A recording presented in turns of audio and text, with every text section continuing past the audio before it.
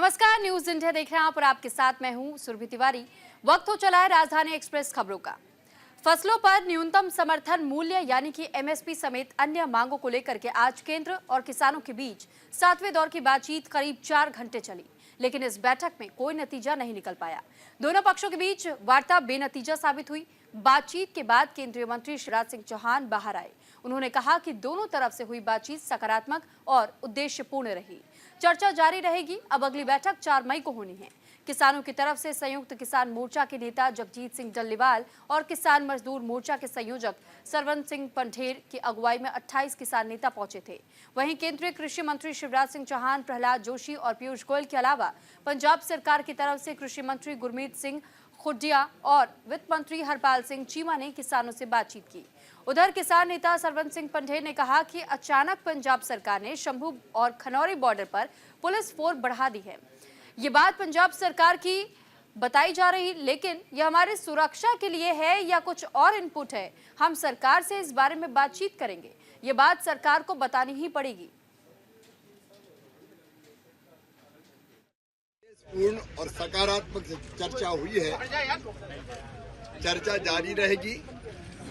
अगली बैठक 4 मई को होगी। पूर्ण और सकारात्मक चर्चा हुई है। चर्चा जारी रहेगी। अगली बैठक 4 मई को होगी। इस पर ज्यादा जानकारी के साथ संवाददाता गीतांशु सेजवाल हमारे साथ बने हुए हैं। गीतांशु, किसान नेताओं और साथ ही केंद्रीय मंत्रियों के बीच में जिस तरीके से बातचीत हो रही है, साथ साथ हमने शिवराज सिंह चौहान के उस बयान को भी सुना कि सकारात्मक तौर पर विचार विमर्श हुआ, बातचीत हुई, लेकिन ये बैठक भी तो बेनतीजा साबित हुई है। आखिर अब 8 मई को जो और नई तारीख दी गई है, क्या हम उम्मीद 8 मई की बैठक से कर सकते हैं कि किसान अपने इस आंदोलन के समापन के लिए उनके लिए कुछ राह निकल जाए? लगातार जो है किसान आंदोलन कर रहे हैं, उनकी मांगे मानी जाए और केंद्र सरकार के साथ उनकी आज 7वें दौर की जो बैठक है वह चल रही थी चंडीगढ़ में। और कहीं ना कहीं जो है किसान तमाम जो नेता हैं और केंद्रीय मंत्री हैं उनकी बैठक हुई है। और बैठक में जो है कई चीजें देखी गई हैं, सुनी गई हैं और लगभग 3 जो मांगे हैं उन पर ध्यान दिया जा रहा था कि केंद्रीय मंत्रियों की तरफ से कुछ इस तरीके की जो है बात कही गई कि तमाम जो उनकी मांगे हैं उन पर जो है विचार अधिक किया जाना है और उन विचारों को लेकर जो है अभी और भी जो है डाटा इकट्ठा किया जाना है, ना सिर्फ किसान का, कंज्यूमर का, व्यापारियों का और जो भी इसमें स्टेक होल्डर्स हैं उन सभी का जो है मत सामने जो है लाया जाएगा और उसके लिए समय चाहिए होगा। तो तमाम इनसे बातचीत करने के लिए अब 4 तारीख का जो है 4 मई का जो है नई तारीख का ऐलान किया गया है कि 4 तारीख को जो है इन दोनों जो है तरफ से एक और बैठक चंडीगढ़ में की जाएगी और उस सभी डाटा को इकट्ठा कर जितना भी डाटा जो अभी किसानों ने पेश किया गया है उसके ऊपर जो है बातचीत की जाएगी और उसका सर्वे किया जाएगा।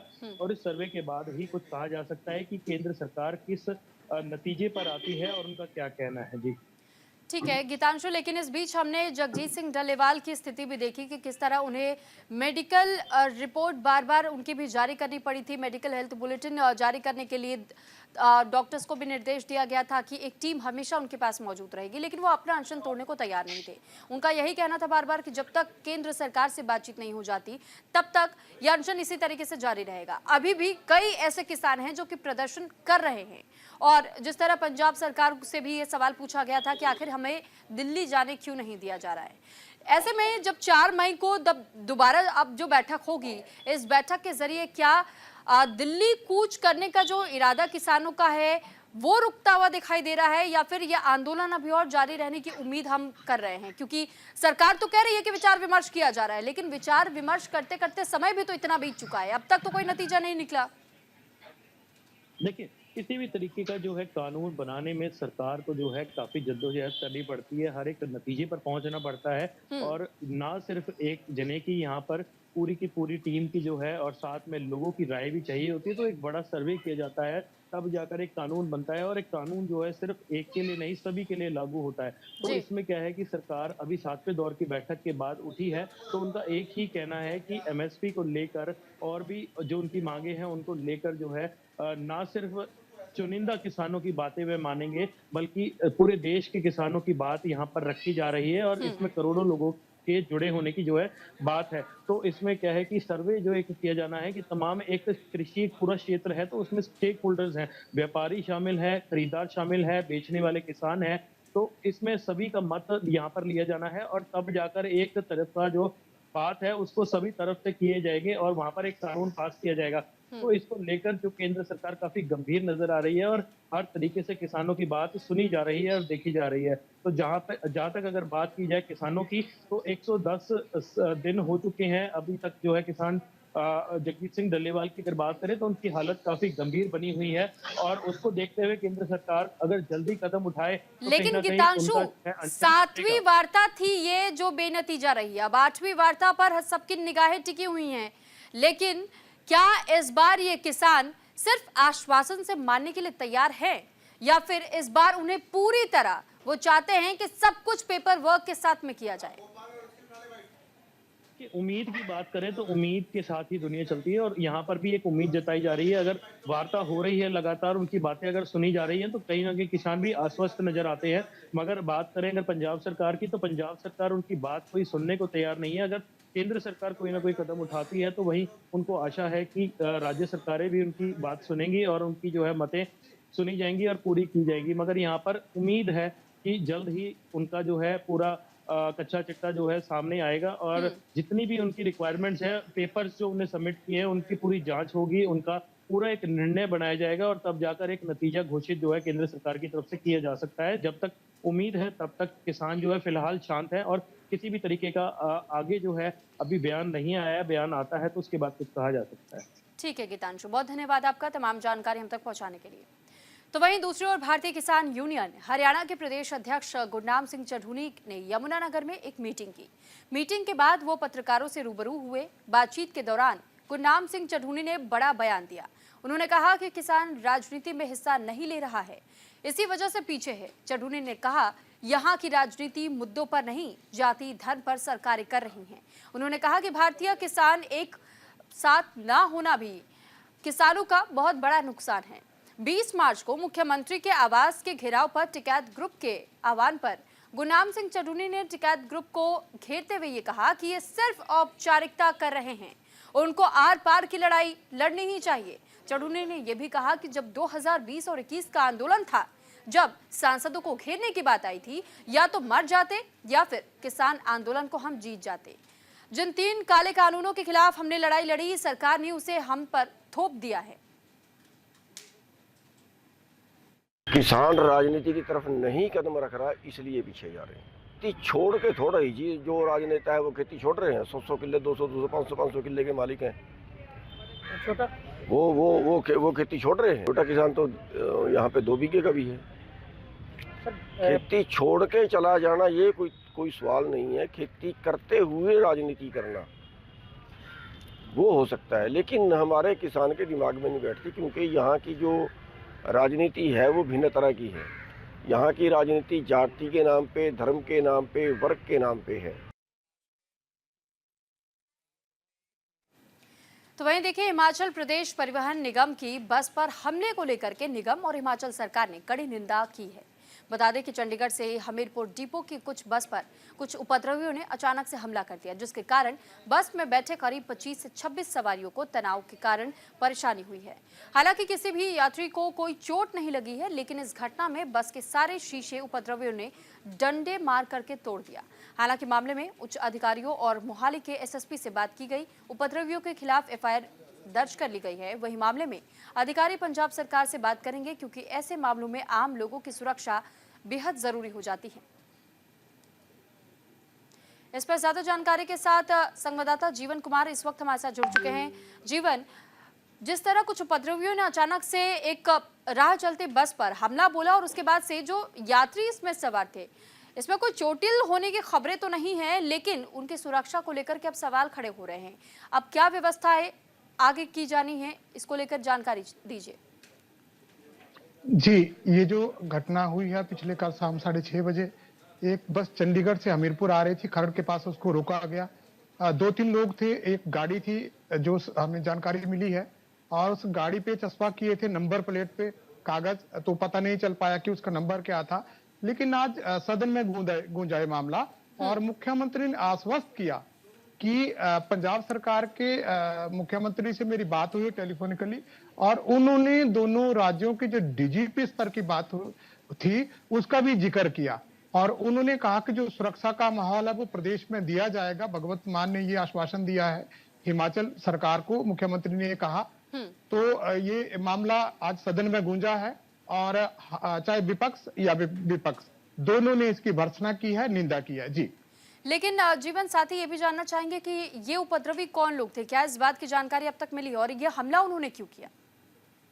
जी बिल्कुल बिल्कुल, जिस तरह से जोड़ा जा रहा है इस कड़ी को कि जैसे भिंडरावाला के पोस्टर लग रहे थे, और हमारे कुल्लू में एक जो हुआ वो कांड हुआ, वहां पे एक बाइक पे कुछ पंजाब के लोगों के बाइक्स पे लगे हुए थे झंडे भिंडरावाला के, और फिर होशियारपुर में चस्पा किए पोस्टर भिंडरावाला के हिमाचल की गाड़ियों पे, या फिर ये चर्चा रही कि हिमाचल की जो भी गाड़ी पंजाब से गुजर रही है वहां पे चस्पा किए जा रहे हैं भिंडरावाला के पोस्टर। ये उसी कड़ी से जोड़ के देखा जा रहा है हिमाचल सरकार द्वारा, हिमाचल के लोगों द्वारा।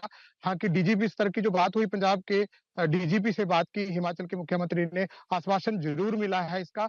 और जो खरड़ के पुलिस अधिकारी हैं अजितेश जी, उन्होंने भी ये बयान दिया है कि पकड़े जाएंगे, जो भी ये 3 लोग हैं जो गाड़ी में आए थे वो पकड़े जाएंगे और कड़ी कार्रवाई उनके ऊपर की जाएगी। जी, लेकिन इसके पीछे की मंशा समझना भी बेहद जरूरी हो जाता है, क्योंकि आप जब इस तरीके की घटनाओं को अंजाम देते हैं तो आपको भी ये पता होना चाहिए कि कानून का भय भी इन लोगों के भीतर है या नहीं है। क्योंकि जब इस तरीके की घटनाएं सामने आती हैं तो इसमें सवाल कई सारे खड़े होते हैं कि क्या ऐसे लोगों में कानून का खौफ नहीं बचा है, खाकी का खौफ नहीं है। आजकल हम कई जगहों से अब तक ऐसी खबरें सुनते आए हैं जहां पर लोग पुलिसकर्मियों पर ही हमले कर रहे हैं। तो आम जनमानस कैसे अपने आप को सुरक्षित महसूस करेगा? बिल्कुल हताशा है हिमाचल प्रदेश और हिमाचल प्रदेश के लोग। ये भी कहा गया जो नेता प्रतिपक्ष है कि लोग डर रहे हैं, चंडीगढ़ जाने से, पंजाब जाने से, दिल्ली जाने से हमारे लोग डर रहे हैं। सुरक्षा आश्वस्त की जाए कि हमें सुरक्षा मिले। और ये जो मामला हुआ है, ये जो घटना हुई है, इसने पूरे हिमाचल को हिलाकर रख दिया है। ये बहुत बड़ी घटना हुई है, लोग सहमे हैं, डरे हैं और सुरक्षा की गारंटी चाहते हैं इस चीज के लिए। अब ये लोग पकड़े नहीं गए हैं। जब भी डीजीपी ने कहा कि ये लोग पकड़े जाएंगे और सुरक्षा का माहौल हिमाचल के लोगों को दिया जाएगा, इसकी मैं गारंटी देता हूं। ठीक है जीवन, बहुत धन्यवाद आपका तमाम जानकारी हम तक पहुंचाने के लिए।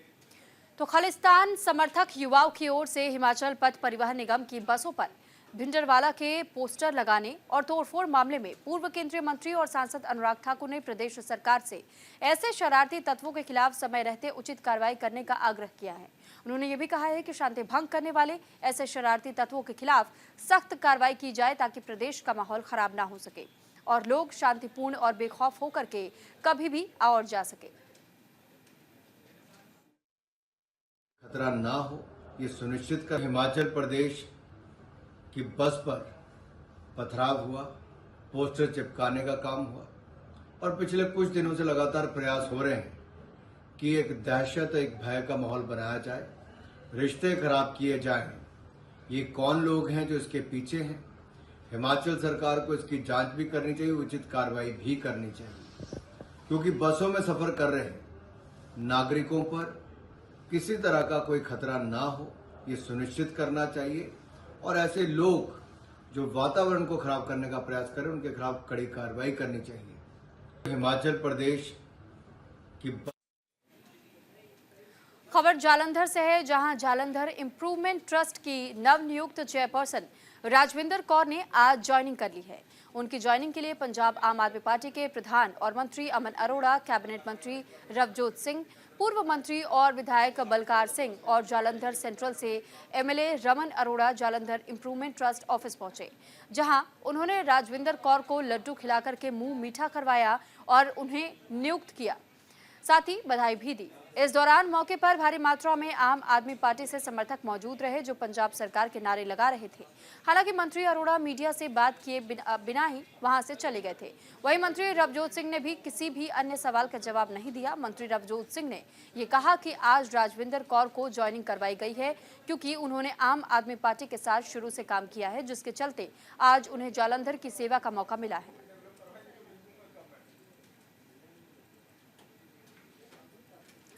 तो वहीं पंजाब के फिरोजपुर में एक किराने की दुकान और अंबे कॉलोनी स्थित घरों पर आयकर विभाग की जांच टीम ने छापेमारी की है। इस कारोबारी पर पिछले महीने भी आयकर विभाग ने छापा मारा था और बताया जा रहा है कि आज आयकर जांच टीम बड़ी रकम के लेन देन की जांच कर रही है।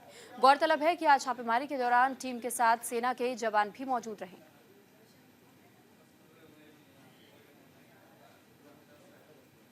तो प्रधानमंत्री नरेंद्र मोदी ने प्रधानमंत्री बनते ही दिव्यांगों के लिए कई ऐसी योजनाएं चलाई जिससे कि उन्हें किसी पर निर्भर नहीं रहना पड़ेगा। तो उसी को लेकर आज भारत सरकार द्वारा अरावली पावर प्लांट के माध्यम से रोहतक में दिव्यांगों के लिए कृत्रिम अंग वितरण कैंप लगाया गया, जिसमें 141 दिव्यांगों को फ्री में कृत्रिम अंग प्रदान किए गए हैं। जिले के उपायुक्त धीरेन्द्र खड़कटा ने कहा है कि देश के प्रधानमंत्री नरेंद्र मोदी का सपना है कि दिव्यांग किसी पर निर्भर न रहे, इसलिए ये योजना चलाई जा रही है। आज 141 दिव्यांगों को कृत्रिम अंग दिए गए हैं। उसके बाद जिले में अधिकारियों द्वारा डेटा इकट्ठा कर और भी दिव्यांगों को कृत्रिम अंग प्रदान किए जाएंगे। साथ ही उन्होंने ये भी कहा कि भारत सरकार हर जिले में कृत्रिम अंग केंद्र खोले जा रहे हैं, जिसके लिए पीजीआई के पास नशा मुक्ति भवन में जगह भी दे दी गई है। जल्द वो शुरू भी हो जाएगा ताकि दिव्यांगों को किसी प्रकार की कोई भी दिक्कत ना होने पाए।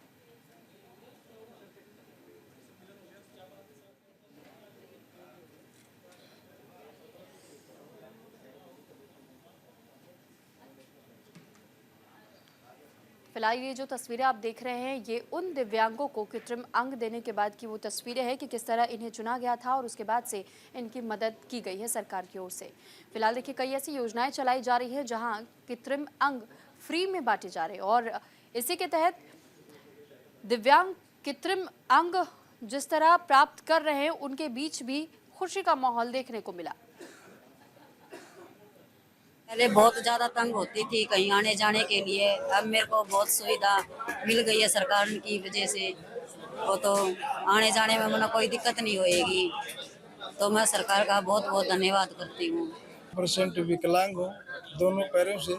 1997 से मेरी रीढ़ की हड्डी टूटी हुई है, इसलिए मैं चलने फिरने में असमर्थ हूँ और ये सुविधा के लिए मतलब सरकार ने मेरे को मतलब ये सुविधा प्राप्त हुई है।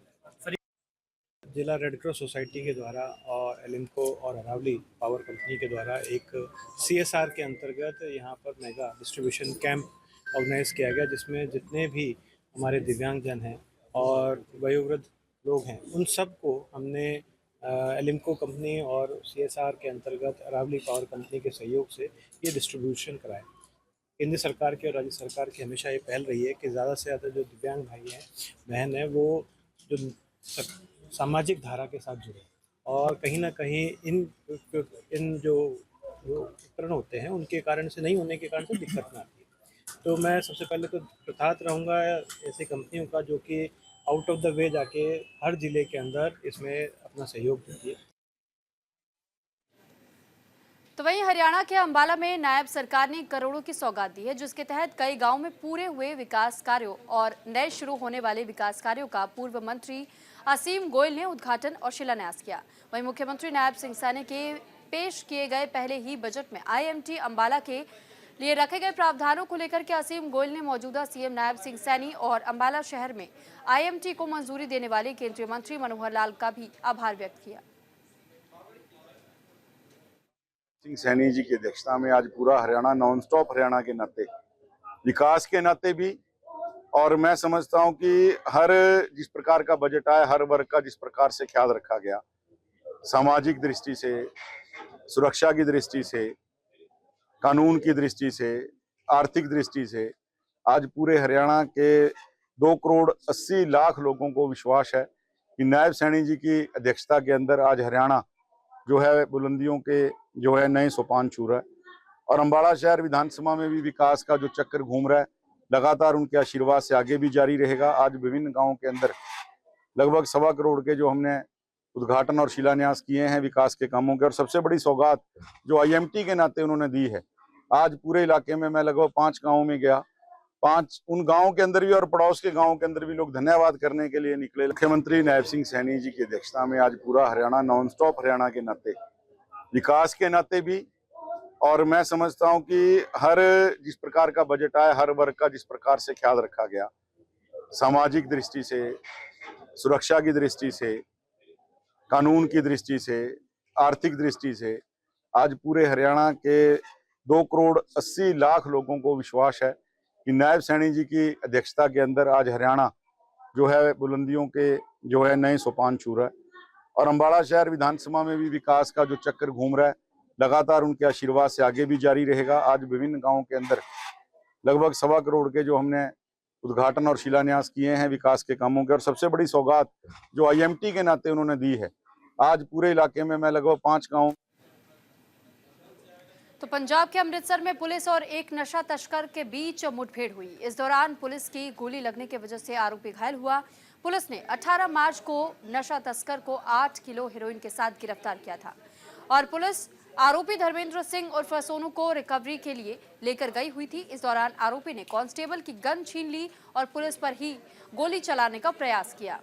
पुलिस ने उसे चेतावनी दी, लेकिन आरोपी ने पुलिस पर गोली चलाने की जिस दौरान कोशिश की, इससे पहले ही पुलिसकर्मी ने आरोपी पर फायरिंग शुरू कर दी। गोली लगने से आरोपी जख्मी हो गया। आनन फानन में नजदीकी अस्पताल में आरोपी को ले जाया गया, वहां उसका इलाज जारी है। मुठभेड़ की सूचना मिलते ही पुलिस कमिश्नर गुरप्रीत सिंह भुल्लर तुरंत मौके पर पहुंचे और घटना का जायजा लिया।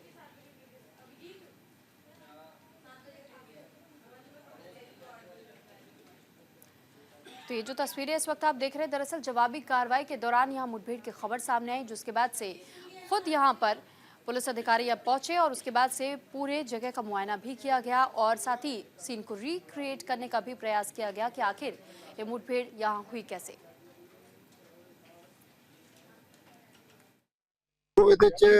धर्मिंदर जिहड़ा एक बड़ी नार्को वड्डा बिग फिश सी नार्को ਸਮਗਲਿੰਗ ਦੀ ਕੱਲ ਫੜਿਆ ਗਿਆ ਸੀ। 8 ਕਿਲੋ ਹੀਰਨ ਬਰਾਮਦ ਹੋਈ ਸੀ।